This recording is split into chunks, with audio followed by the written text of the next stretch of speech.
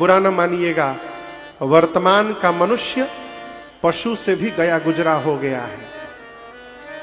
I am so sorry. बगल में कोई घटना घट जाती है ना, तो आदमी घरवा में कहता है जल्दी से 2 ठे रोटी दे दो, घाट पे चला जाऊंगा तो 4-5 घंटा खा नहीं पाऊंगा। बगल में घटना घटी है, मैं ये नहीं समझ पाता कि सुनने के बाद मुंह में जाता कैसे है। राम जी चले गए हैं और इन घोड़ों की दशा देखिए।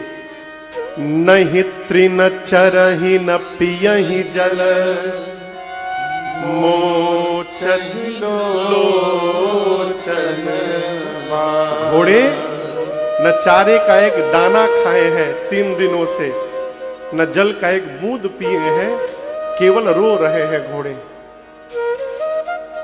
निषाद राजगुरु ने सुमंत जी को बरबस उठाकर खड़ा किया है और कहा, सुमंत जी आप तो ज्ञानी हैं, यदि आप इस प्रकार अधीर हो जाएंगे तो अयोध्या को कौन संभालेगा।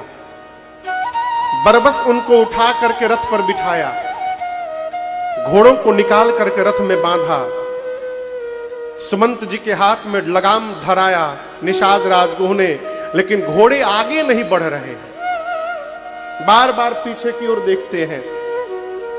निषाद राजगुरु समझ गए कि सुमंत जी अयोध्या पहुंच नहीं पाएंगे, तो उनको रथ पर पीछे बिठाया और अपने सेवकों को कहा कि रथ ले जाकर अयोध्या पहुंचा करके वापस आओ।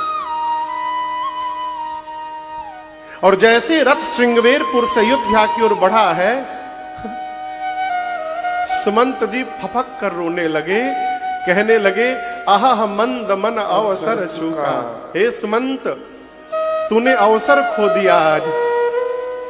अब इससे बड़ा कौन सा दुख जीवन में आएगा कि तेरे शरीर का त्याग ये प्राण करेगा। आज यदि राम वियोग में तेरा प्राण चला गया होता तो सुमंत तू अमर हो जाता। तूने अवसर खो दिया आज।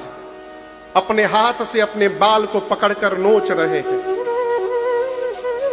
यहां गोस्वामी जी ने 3 उदाहरण दिए हैं, सुमंत जी की दशा कैसी है। 3 उदाहरण दर्शन करिए। गोस्वामी जी कहते हैं कि कोई व्यक्ति जीवन भर घर से बाहर रहा हो, जीवन पर्यंत धन कमाया हो और जीवन भर की कमाई लेकर अंत में अपने घर वापस आ रहा हो, और रास्ते में उसकी कमाई कहीं छूट जाए या खो जाए, तो उस धन के खोने के बाद उस जीव की जो मन